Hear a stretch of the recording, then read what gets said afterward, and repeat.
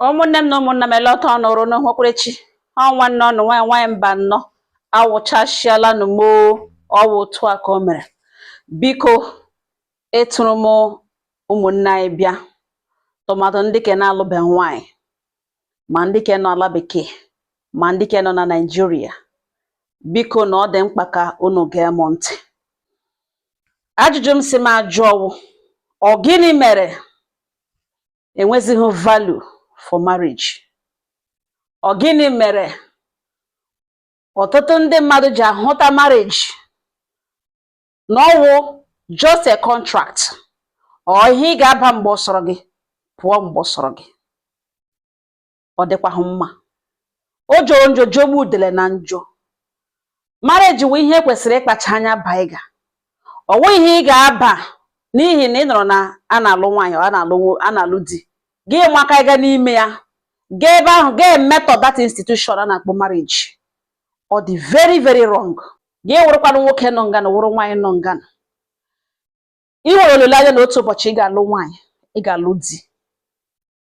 Gị makapụta si nwoke ọ nwaanyị gị na ya bi na-enweghị ihe ọjọọ maka na ọ mejọrọ ṅụrị ọṅụ. Gị si mba na ọwụ m tisa na m kọwashiri isi na marriage ahụ walk out of it, na ọ ya wụ the best. Hapụgo onye ka ọzọ shattered, helpless, ka ọ sọtụ onwe ya n'ihi gị na ifidiri na ọ pụọ na ndụ gị nụkwatara, na ọ pụọ that in fact you stopped loving long ago, and onye a nwee ka ọ ka chọrọ that marriage, ọ ka nọ n'ime ya. Ya na-arịọ nwa gịnị nwe ihe ya mere? Because ị nwere distraction somewhere. Gị guzoro otu an institution God values, gị kụwashịa ya. Mana ị nwere olileanya na otu ụbọchị nwa nwoke ga-alụ nwaanyị, nwa m ga-alụ di, and ị chọrọ ka onye ọbụla nọrọ na marriage ya comfortably. Mana lee ihe imega nwa nwoke ibe gị, ga nwanwụrụ ya.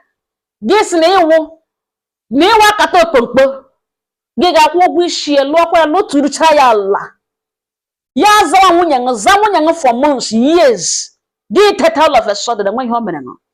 Gị tụ otu ihe na-arụ, ihe na-enweghị isi, ị ga-asị otu n'ochi okwekwe like ya. Gị were ihe ha na marriage stekie ya na ihe na-enweghị isi, kụwashịa ya ebe ahụ. Because gịnị? Inwege distraction. Because gịnị? That your partner adịghị otu ọ dị. Ikekwe that man enwezighị ego. Marriage for what it is should be respected. Ọ nweghị ha na-amakpu n'ime anyhow, nwapụta anyhow mgbe o ji sọṅụ. Ị ga-akwụ ụgwọ isi nwa mmadụ ibe nọ, lụọkwa ya, lụcha anya. Ikekwe ọ dịghị otu ọrịa abatala ya n'ahụ, o nwere something dị wrong. Ka ifilie na opportunity to work out, you can't endure, you didn't bargain for this. Ọ gị filie na nwaanyị a na ọ mụọ na nwa dịzi otu ahụ ọ dị mbọ. Gị hụzi ụmụaka figure ha turn her to a married woman. Ụmụ nwoke enwedị ndị hụgodere ya at that minute, because a minute ezuole mmadụ iji hụ onye Chukwu dere ya na ya bụ. Gị kegide na marriage denwe na nwunye ṅụ ozughị oshi ọgbaghama, ijide ya na nwoke because ị nwere opportunity ma ga na plan gawala bekee.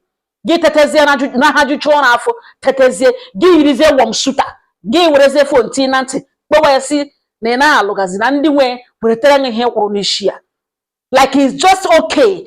Ịpụta na onye hụrụ gị kwụ ụgwọ isi ya mgbe ịlụ jiri ọrụzọ ifilie na ọ dịla nwọtọ gadị, gị mapụta na ị na-alụgazi ndị nwe bịa kpụrụ. Do you even know what you are doing to this woman?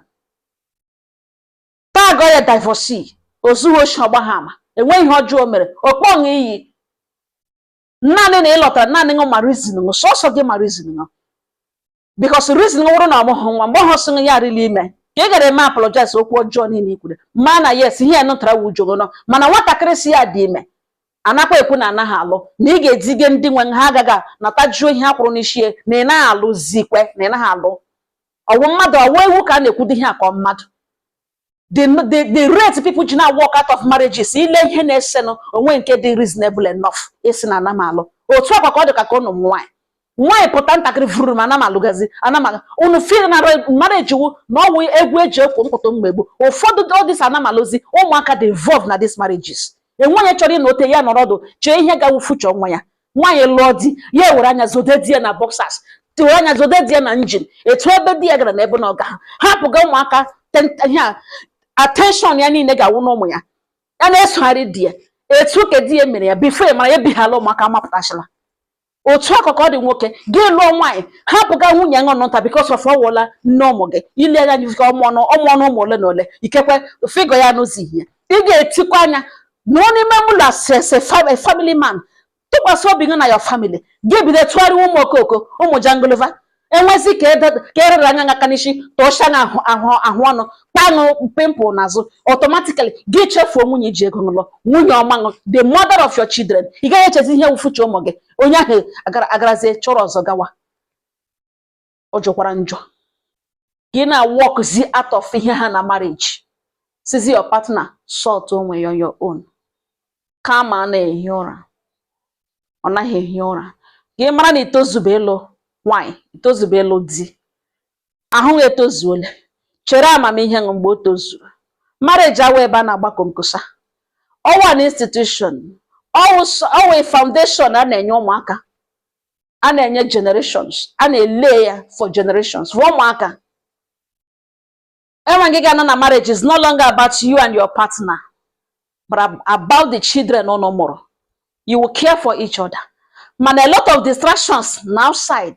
Onye nọrọ na di isi na ịgbacha n'okolo ịgbacha n'oringo ịchọrọ ịlụ di ịchọrọ ịlụ nwanyị gị banye na marriage a nọrọ there ọwụ gị na-enyocha onye gị na-ebi obere ihe metọ ana m alụgazi gị jụọ sọ gịnị na-ese eji ana alụgazi ihe a ga-asịwu ihe wu the problem ihe na-enweghị isi ewere marriage na-eme ihe egwuregwu mgbe ụfọdụ ụmụaka ndị ka a mụrụ marriage sọsọ nwere ụmụaka na-asọfa ya gị mara na ịchọba ịlụ pịara life nwe mewetara nwe mma mgbe agụrụ di gụrụ gị pụta lụọ di mgbe agụrụ nwaanyị gụọ gị lụọ nwaanyị nọrọ na marriage ị ga-aga manwụrụ nwa mmadụ gị lụọ ya denwe ya o mezi ọnụ ghere ma otu ọnụ sheghacha ọnụ gị si ya na-alụgazi ọ dịkwa wrong o jokwara njọ jogbu udele na njọ ọ ngọ ha nọ n'ọnụ udo dịrị ọnụ